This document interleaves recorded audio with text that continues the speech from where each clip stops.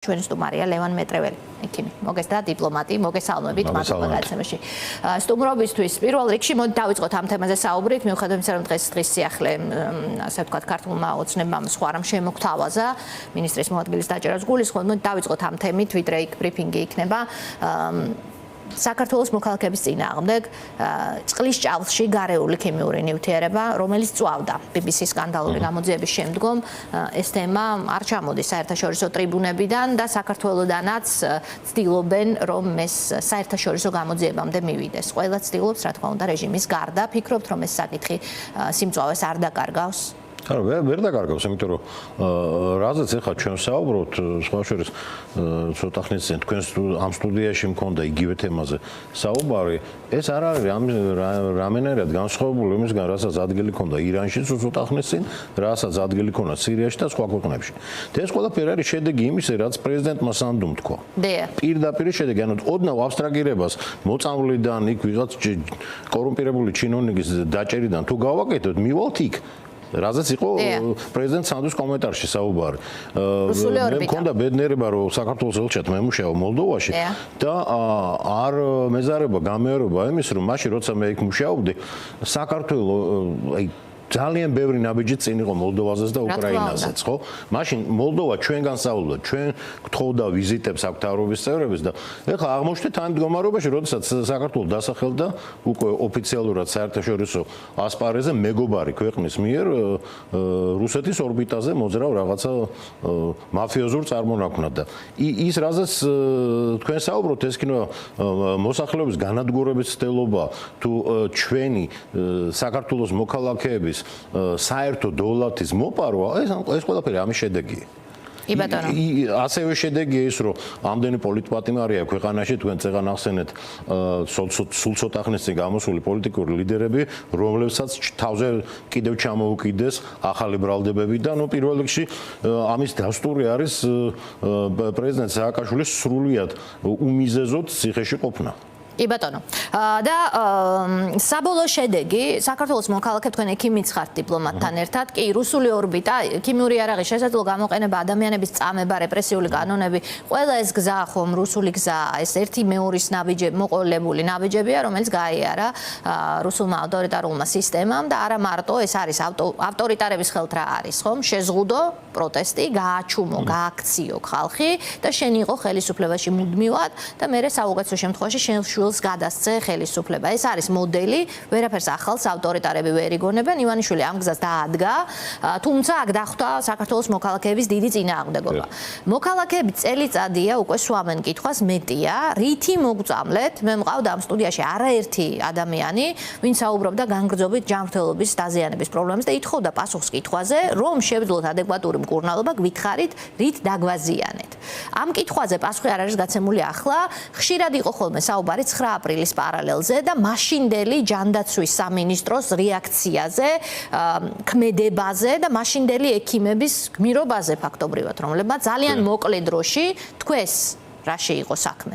ჩემს რამდენიმე საჯარო გამოსვლაში ვიწყებდი ხოლმე ამით საუბარს. მე 9 აპრილი მახსოვს სტუდენტი ვიყავი მაშინ და კარგად მახსოვს ბატონი ირაკლი მენაღარიშვილი და აკადემიკოსი თამარ დეკანუსი, რომლებსაც ერთსაც და მეორესაც იმ საბჭოთა სისტემაში ძალიან მაღალი პოსტები ეკავათ, ხო?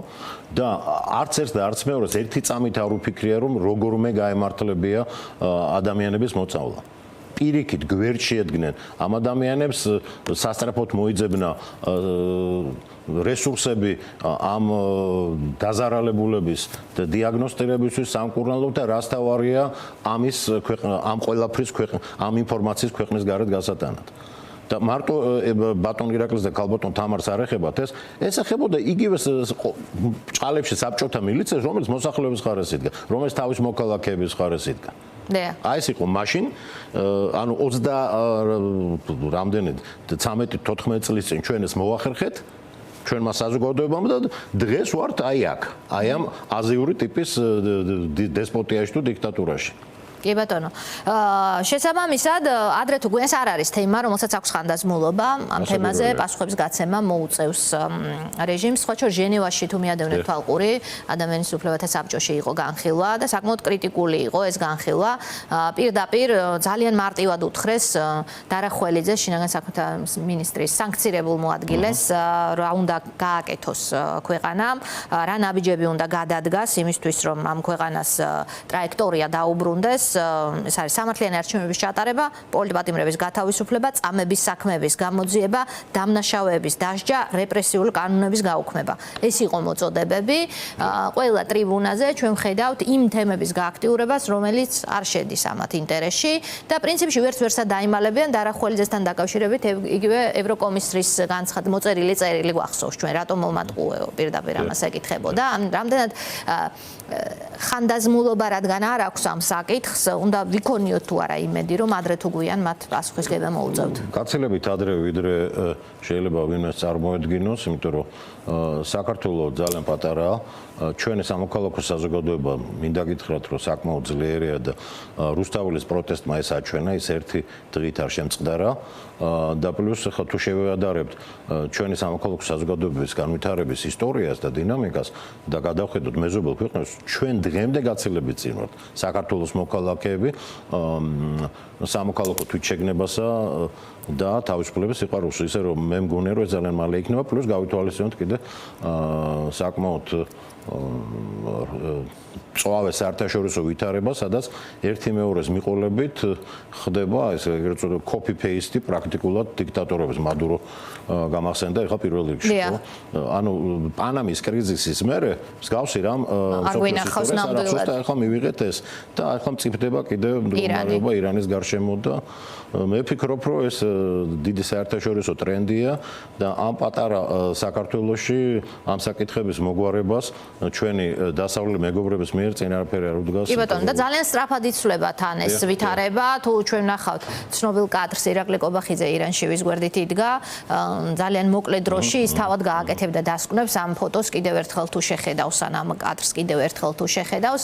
მეორე საკითხია, რამდენად აქვთ მათ პერსონალურად უკან დასახევი გზები ამ ასეთ ავტორიტარულ სისტემაში, როგორშიც აღმოჩნდნენ ყველანი ერთად და აღმოჩნდა ეს ქვეყანა და როგორი სისტემაა ეს ყველაფერთან ერთად, რომ ადამიანებს წაართვეს არჩევანის უფლება, ადამიანებს წაართვეს პროტესტის უფლება, გამოკეტეს ციხეში, ძვლებში დაამტვრიეს, სიკვდილის პირამდე სცემეს და ამის მიუხედავად პროტესტი გაგრძელდა და თან გვეუბნებიან, რომ ეს 13 წელი ჩვენ ვქურდავდით ხალხს. უმაღლეს თანამდებობის პირებზე აქ საუბარი. დღეს ჯანდაცვის მინისტრის მოადგილე დააკავეს ბოროტად გამოყენების ბრალდებით. მეცინებამ ბოროტად გამოყენებაზე, იმიტომ რომ ეხლა გეტყვით რატო დავიწყოთ ეკედა რომ ეს თავრობა არის არალეგიტიმური, ხო? შესაბამისად ჩვენ თუ მუშაობ არალეგიტიმურ თავრობაში, შენც არალეგიტიმური ხარ. შესაბამისად არ ითვლები თანამდებობის პირად. ანუ აქ გამოდის არა ბოროტად გამოყენება, იმიტომ რომ მე ამ ადამიანს და დღევანდელ თავრობასაც თანამდებობის პირად არ ვთვლი, არამედ ყაჩაღობა. ანუ უფრო მძიმე მუხლია. კი ბატონო. ეხლა რაც შეეხება იმას, რაც მოხდა, გასაკვირი იქნებოდა ეს რომ ასე არ მომხდარიყო. მე დაკავებას არ გულისხმობ, მარტო დაკავებას არ გულისხმობ. თვითონ აი ამ ყაჩაღობის ფაქტს. იმიტომ რომ როდესაც ადამიანი მიდიხარ, ეხლა გადავხედე ამ კაცის ბიოგრაფიას, აუდიტორია, საკმაოდ ახალგაზრდა, არც დიდი ხნის წინ აქვს დამთავრებული უნივერსიტეტი და მომენტალურად აღმოჩნდა ძალიან მაღალ თანამდებობებზე, რამდენიმეზე და მე გამოჩნდა აქ ჯანდაცვის სამინისტროში. ხა, როდესაც მიდიხარ ისეთ სტრუქტურაში, სადაც გაბარებენ შენი კოორდინაციის ქვეშ არის აი ეს გადაუდებელი სიტუაციების სამსახური. ყოველ სასაოცარი არის კიდეც და ეს კაცი უკეთებდა კოორდინირებას შიცის ცენტრს. ეხლა, როდესაც აუდიტორი მიდიხარ და შიცის ცენტრის კოორდინირებას აკეთებ, ეს ნიშნავს იმას, რომ აი ეს უნდა გააკეთო შენ, იმიტომ რომ ის არიცი. არც აქვს მის მიმართ არანაირი პროფესიული თუ სხვა სახის დამოკიდებულება. ანუ მიდიხარ იმისათვის რომ მოიპარო, ხო? ეხლა აქ არის მეორე ამბავი კიდე თუ ეს ადამიანი აუდიტორია, მაშინ რატო ისე ვერ გააფორმა ეს ფულის მოპარვა? რომ ვერ მიდავებოდნენ. ესე იგი ეთყობა აუდიტორიც ვერ არის კარგი. ანუ მდგომარეობა რა გვაგიცით რომ ჯანდაცვის სამინისტროში რა ყველგან სრული არაპროფესიონალიზმი მოყავთ თავისი ნათესავები, კლანის წევრები, აი ორღობეში ვიღაც რო გაივლის შემთხვევით და ეს ჩვენიანია მივიყვანოთ. ხა რატო ეჯდათ ეს კაცი აქ და კიდევ სხვა უწყებებში მსგავსი სხვები?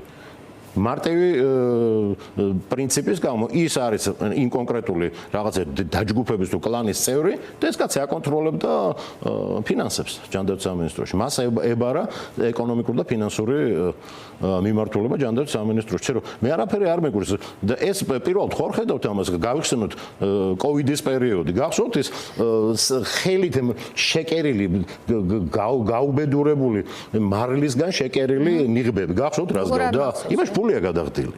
გახსოვთ ეს კოვიდის სასტუმროებში რამდენი ფული გადაიყარა? მაშინ მაღალ ეფექტურობაზე საუბრობდნენ. რომელ ეფექტურობაზეა საუბარი? ტესტების საკითხზე კიდე არაფერს ვამბობ. ისე რომ აქ პრინციპში გასაკვირი არაფერი არ არის. ეხლა დღეს ატყდა ერთი ვაივიში სოციალურ ქსელებში, აი დაახლოებით როგორ პუბლიკაში ეძით, განხოცებულებსა და ეგრეთ წოდებულ მოშუაშისტო თუ შუაშისტებს შორის ასე უნდა, აი დაახლოებით კვინტესენცია ეს იყო, რომ კორუმპირებული ყველა ასე უნდა დაეძოს. ხალხო კორუფციას კი არ ებრძვიან, ესე კლანებს ებრძვიან. კლანები ებრძვიან ერთმანეთს. აქ სხვა ამბავია. ფული რო არ მიეტანეს, იმას ებრძვიან. წავიდა რაღაც ერთი კლანი, აღმოჩნდა ციხეში, ეხლა უნდა გადანაწილდეს ეს და შეიცვალოს ფულის დაკადების მიმართულება სხვა ჯიბებისკენ. ამაზეა რა საუბარი, ისე რომ თქვენ ხართ დიპლომატი გამოცდილი, ბატონო ლევან და აქ უნდა დავსვათ კითხვა, რომ რისთვის მიდიან დასავლეთის ქვეყნებში თანამდებობის პირები, ელემენტარული გადაცდომის გამო სახლში მიდიან პრემიერები. და ესე იგი ივანიშვილი 14 წელი ნიშნავს თანამდებობაზე თურმე ხალხს, რომლებიც იპარავენ და რა პრინციპით უნდა დანიშნოს ამ კაცმა კვლავ თანამდებობაზე ვინმე? სად არის აქ პასუხისმგებლობის საკითხი ან პარლამენტის მაკონტროლებრის საკითხი დღეს რომ პრემიერია ივანიშვილის პრემიერი კობახიძე? ერთი რამე გამახსენდა. აი ეს კაცი ხო ვინც ახლა კორუფციის გამო ვითომ დაიჭერეს. გახსოვთ რესპუბლიკური საავადმყოფოს გარშემოატეხილი ამბავი? ეს იყო. ეს ელაპარაკებობდა საავადმყოფოს თანამშრომლებს სახელმწიფოს სახელით. შენობის აუდიტორი ხო და საუბრობდა ამ საავადმყოფოს ეხლა გახდება მრავალპროფილური ცენტრიო. ისიც არის ის რომ ეს საავადმყოფო როგორც მრავალპროფილური ცენტრი აშენდა 1973 წელს 1500 საწოლს თავს იწონებდა ეხლა 500 საწოლს გავაკეთებ თუ ჯერ სად არის 500 საწოლი ხო ისე რომ აქ გამოსავალი ვინმეს დაჭერა კი არ არის გამოსავალი არის პირველი ამ არალეგიტიმური მთავრობის შეცვლა ყველა ღონე უნდა ვიხმაროთ ჩვენ საქართველოს მოქალაქეებმა და ჩვენმა საერთაშორისო დასავლელმა მეგობრებმა რომ ეს რაც შეიძლება სწრაფად გავაკეთოთ და მე ყველას უნდა მოეთხოვოს პასუხი სამართლიან სასამართლოს მიერ და არა აი ამ კლანური რაღაცა ორღობეში საქმის გამრჩევი ადამიანების მიერ. ეხლა ორ რაღაცას გავუსახავს ეხლა ამაზე ცოტა ადრეა საუბარი მაგრამ აიც უნდა ვთქვათ რა. როგორც კი ჩვენ გვეყოლება ნორმალური მთავრობა აი ეს გავსი უბედურებები რომ გამოირიცხოს პირველი უნდა შევთანხმდეთ ჯანდაცვის სისტემის რა მოდელი გვინდა. სულ 4-5 მოდელია მსოფლიოში. ერთი უნდა ავარჩიოთ. მე ჩემთვის მოფიქრებული მაქვს და ჩემ კოლეგებთან და რა მოერგება საქართველოს. და ეს ალბათ რაღაც კონსტიტუციის ძალისქონე დოკუმენტში უნდა ჩაიწეროს, რომ ერთ ერთმა მთავრობამ ხელი ვერ მოკიდოს. მეორე, აუცილებლად უნდა გაიყოს ეს სამინისტრო. აი ეს ახლა აჯაბსანდალი როა გაკეთებულა ყველაფერი რო შიგნით არის ამის დამსახურებაც არის რომ აი ეს ფულს ესე მარტივად და იოლად იპარავენ ჯანდაცვა უნდა გამოვიდეს ცალკე უფრო გამჭვირვალე გახდეს რა აი ეს არის გამოსავალი მაგრამ მას შემდეგ რაც ჩვენ იმას ვინც ეს სისტემა შექმნა მოვთხოვთ პასუხს კი ბატონო, ხო, ცვლილება რა არის ამისთვის საჭირო, ბატონო ლევან, ჩვენ თვალყურს ვადევნებთ, რომ რეპრესიების მიუხედავად პროტესტი გრძელდება. იცის ივანიშვილმა, რომ ეს ხალხი ქუჩაში მიუხედავად იმისა, რომ ყოველდღე რამდენი გამოდის პროტესტი გაცილებით დიდია საზოგადოებაში, ამიტომ მის ხელთ არსებული რეპრესიული გზები ზღუდავს ამ ხალხს. წარმოვიდგინეთ ჩვენ ველოდებით დღევანდელი სტუმრები იქნებიან მათ შორის ტროტუარზე დგომის გამო 4 დღის მოხდილი ხალხი, ესე იგი 4 დღე ხალხი მოწყვიტეს სამსახურს, ცხოვრება ცხოვრებას, ოჯახებს და ჩასვეს ციხეში, იმიტომ რომ იდგა ტროტუარზე. აი წარმოუდგენელი ამბავია, პოლიტიკური აბსურდი, რის გამოც ბრალი, რომლებიც პოლიტიკოსები ყავთ ციხეში გამოწვეული, ყველა ერთ სულ მოსახლეზე ამდენი სინდისის პადიმარი რუსეთსაც კი არ ყავს გამოწვეული და ეს არის საქართველოს ისტორიაში პირველად, როცა ამდენი პოლიტიკოსი აბსურდული ბრალით ჩაყარეს ციხეში. და არა მარტო ჩვენ ახალგაზრდა ბიჭებზეა საუბარი, ახალგაზრდა ბიჭები 19-20-21 წლის ბიჭები 4 წელიწად ნახევრით ჩასვეს ციხეში არაფრის გამო, იმიტომ რომ სამშობლო უყვართ. ეს არის რეალობა. როგორ იცვლება ეს რეალობა, ბატონო ლევან? აი თქვენი გზა რა არის, როგორც ერთი მოქალაქის და სხვა გამოცდილებებზე საუბრობდით თქვენ სხვა ავტორიტარული ქვეყნების შემთხვევაშიც, ხომ? ისტორიაც იცნობს ამ მაგალითს. ყველა ავტორიტარი და დიქტატორი ერთნაირად ამთავრებს რამდენიმე დიქტატორს. მე პირადად ვიცნობდი და აი ზუსტად ისე დაამთავრეს, როგორც ლაპარაკობდით. ეხლა ჩვენ რა გვაქვს დღეს? ანუ აქტივში გვაქვს ორი დიდი რამ. ერთი ჩვენი სამოქალაქო საზოგადოების საქართველოს მოქალაქეების პროტესტი, რომელიც არის თვითნაბადი პროტესტი, თავისთავადად წარმოქმნილი ხალხში. ის არსად არ წასულა, ის რუსთაველზეა და არის ყველგან აქ არის ამ დარბაშის და ყველა სხვა ადგილას, ყველა ოჯახშია. ის არის და ეს ძალიან კარგია რომ გვაქვს. მეორე აქტივი რაც გვაქვს, ეს არის საერთაშორისო მხარდაჭერა ქართული ხალხის და მისი დემოკრატიული განვითარების მიმართ და ის ფაქტი რომ საერთაშორისო საზოგადოებამ არ ცნო ეს რეჟიმი ლეგიტიმურად, ეს ძალიან დიდი ფაქტია. და ამას ებმება ესეც აქტივში განიხილება ის რაზეც ვისაუბრეთ ამ დიქტატორების copy-paste, რაცაც ვაკვირდებით ბოლო რამდენიმე თვის განმავლობაში, ერთადერთი რამე გჭირდება. პოლიტიკური სპექტრის გაერთიანება. დანარჩენი ყველა აქტივი ჩვენ გვაქვს. აი ეს როგორც კი შედგება, ამ რეჟიმის ამბავი ძალიან მალე მოთავდება. ყველა ვინც იხიდან გამოდის, აქცენტს აკეთებს ამის აუცილებლობაზე, სხვადასხვაგვარი ვარიაციით, მაგრამ სტრატეგიის აუცილებლობას უსვამს ყველა ხაზს.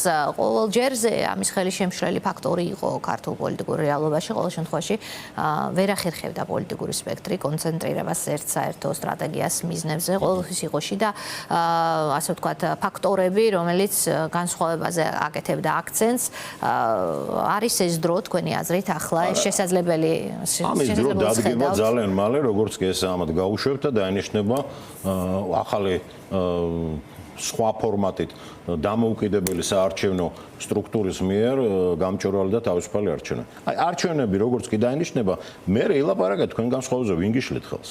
დღეს ამის დრო არ არის. აი ამ განსხვავების საუბარი პირდაპირ დიქტატურას უსხავს წყალს მის წისქვილს. და რუსული ორბიტა, რითაც დავიწყეთ ჩვენ საუბარი, მაია სანდუ ამაზე აკეთებდა აქცენტს და ეს ყველასთვის ხილულია უკვე სამწუხაროდ. მე გადაცემის შესავალში ვისაუბრე ჟურნალისტურ გამოძიებაზე iFact-ის, სადაც საუბარია ჩრდილოვან ტანკერებზე, რომლებსაც თურმე 2 წლის განმავლობაში 19 გემს მინიმუმ მიაგნეს ჟურნალისტებმა, რომლებიც ქართულმა პორტებმა მიიღო. და თან ყულებში არაშენებული ნავთო გადამამუშავებელი კომბინატი ჯერ არაშენებული. უკვე პროდუქციაში უსვებს. ხო და ისეთ თეთრი შავი ძაფებით ნაკარგი ამბავია. ეხლა როგორ გვანთ ეს ამერიკელებს გამოეპარება? თან გამოეპარა. ამაშია საქმე. ელის თუ არა ივანიშვილს მეორადი სანქციების რისკიც ამ მიმართულებით. ეს არის ყველაზე აქტუალური თემა, ერთ-ერთი ქვეყნები, რომლებიც ეხმარებიან რუსეთს სანქციების გვერდისავლაში. ეს დრო დადგება უბრალოდ აი ეს ვისი ხელითაც ეს კეთდება ეგრეთ წოდებული მთავრობის წევრები დროზე უნდა დაფიქრდნენ რა. ივანიშვილი რაღაცა ფორმით თავის თავს უშველის, რაღაცა ფორმით, რაღაცა გარიგებაში ბოლო-ბოლო შევა და აი ამათ რა უნაკრან. ამაზე გადაწყდება ყველაფერი, ისე რომ სანამ დროა გამოვიდნენ აი უბედურებიდან და გადაერჩინონ თავით საკუთარი ოჯახის და საკუთარი მომავლის რაც თავარია სახელი. კი ბატონო, დიდი მადლობა ბატონო ლევან, რომ იყავით ჩვენი სტუმარი. ლევან მეტრეველი საუბრობდა პირდაპირ ეთერში.